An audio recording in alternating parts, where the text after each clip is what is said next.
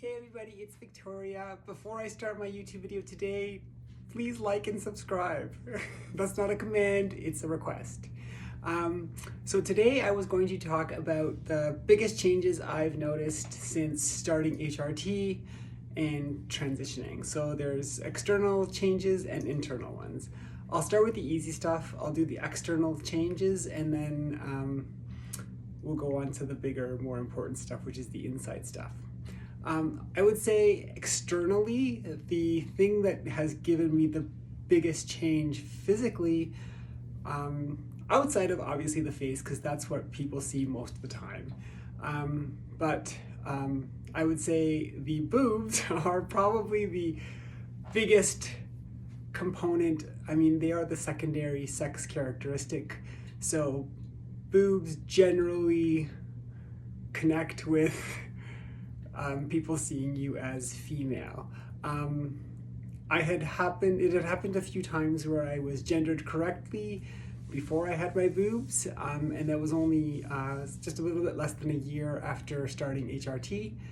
I think it was like 9 or 10 months, and that was the first time it ever happened, which was at Costco. I remember the story was really funny because it was such a touching moment for me. I wasn't even trying to get all dressed up, and I just put on my jacket, a baseball hat, no makeup, no nothing. I walked out the door and went to Costco as soon as it opened, walked in, got all my crap, got to the register, and I showed them my card. And if you know anything about Costco, your picture is on the back. And so I give the card to the lady, and she looks at me, and then she said, "Is this your husband's card?" And I was like, no, it's mine. And then she looked really embarrassed because she probably thought I had gendered her, or she had gendered me incorrectly, but actually she gendered me correctly, and she thought I might have been insulted, but the actual reality was that I was more than elated. After that, I was walking on clouds. Anyways, back to the story, back to the main topic, which is the boobs on the outside. Once I had boobs, there was no more being stealth. There was no more pretending to be a guy when I just wanted to go get groceries. I had to actually put forth the effort even when I didn't want to, which obviously was a good thing. It was also the summer, so there wasn't like I could put a parka on and just pretend that it wasn't happening. In some ways, that really kind of forced me to live fully, live full time. There was no more pretending. There was no more anything else. I had to go 100%, and because up until that point, we were in the middle of COVID. I was wearing masks. My hair wasn't very long yet. So if I didn't really feel like dressing up or presenting female, I just went out the door, and it was just easier. I wasn't seeing anybody anyways, but of course if I was seeing people that I knew, I would obviously dress as myself. That's really kind of like the simple stuff. The real changes kind of happen on the inside, and they start happening right away. The very first pill you take, the very first estrogen pill that you take, and the testosterone blocker as well, had the largest psychological effect on me because I knew I was on my way at that point. But overall, I would say really, for me, the ability to finally allow my emotions to be released. And I think that really has a twofold effect. One, before transition, I was really very much like a robot. I didn't allow my emotions to come out at all. I actually prided myself on the fact that I never cried. I mean, much to my own chagrin, to be honest with you. I think I always knew that I wanted to, and I wanted to be able to show my emotions, but it was such a triggering thing for me that I didn't allow myself to have those things. And then once I started transitioning, it's like I allowed myself to have emotions in the first place, and then the estrogen really kind of superpowers that ability. No longer was I able to pretend like I was a robot. Even I cry at commercials now. I cry at like action movies, and it's so interesting. If I had to put it into numbers, I would say before I was, like in the emotional capabilities range, I was like a 0 to a 10. I was able to be angry, be sad, be happy, be in love, be all those things, but it was so limited.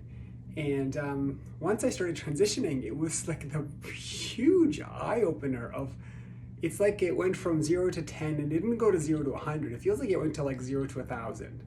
All of a sudden, I had this breadth of emotional capability that really is amazing, and in some ways daunting, because you don't know. I've spent my whole life not having emotions, and then all of a sudden now I'm dealing with this flood of emotions and I don't know how to manage them. So, I would start crying and I wouldn't know how to get myself out of crying. I would be like ecstatically happy and energetic, and it was just too much. I couldn't, all of a sudden I couldn't deal with them properly. And really, it's a skill set to learn how to properly manage your emotions. They always say, when people always say, "Oh, women, you're so emotional," ta ta ta ta ta, and it's true, of course. But I don't see that anymore as a weakness. It's really like rather a strength, to be able to be so in touch with your feelings and to really be empathetic to others. And that was something that I just didn't have the capacity for before I transitioned.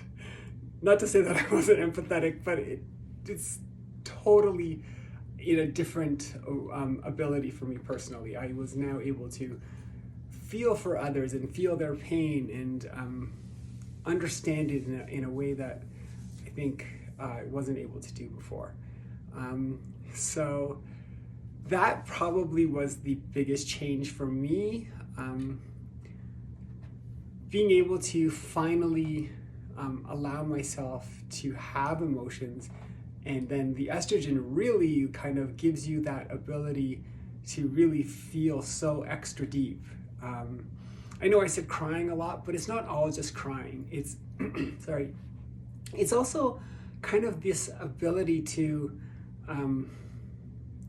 feel deeply in anything. I feel like when I fall in love eventually, it's going to be so much more. This ability to, before I would be able to like take it or leave it. If someone didn't want it, I'd be like, okay, well, screw off, and kind of just go on with my life. And it didn't even dent my armor. Whereas now I feel like if I really got hurt emotionally, like if I fell in love with somebody and they told me to screw off, it'd be like devastating. And that's terrifying, to be honest with you. All of a sudden not having the control, giving that control, losing that control, and no longer having, when you can't be dented, you can't be hurt. You're indestructible, but at the same time, you also have no abilities to really be vulnerable. And the vulnerability, what I've learned actually since transitioning, is really what it's all about. You can't fall in love if you're not vulnerable. And that is so utterly terrifying, to be vulnerable to somebody again. Hopefully it happens. Anyways, I wanted to leave you with a quick reminder. Subscribe and like. And anyways, I'm sure I will post other stupid trans videos or whatever else, and I will let you know how the rest of my life is going. I canceled 2 dates today.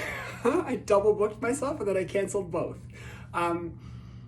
Because I realized that neither was really the right match.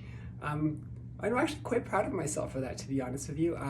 It's something that I probably wouldn't have done in the early stages of my transition, almost feeling like a way of desperation, like, oh, anyone who'll date me is good for me. Whereas now I feel maybe I'm evolving and realizing that not everything is the right fit for me. I'm not worthless. I have some standards and I feel like I have some value. And that's a pretty cool thing to learn about yourself. Anyways, I hope you liked the video and I will talk to you soon. Bye everybody.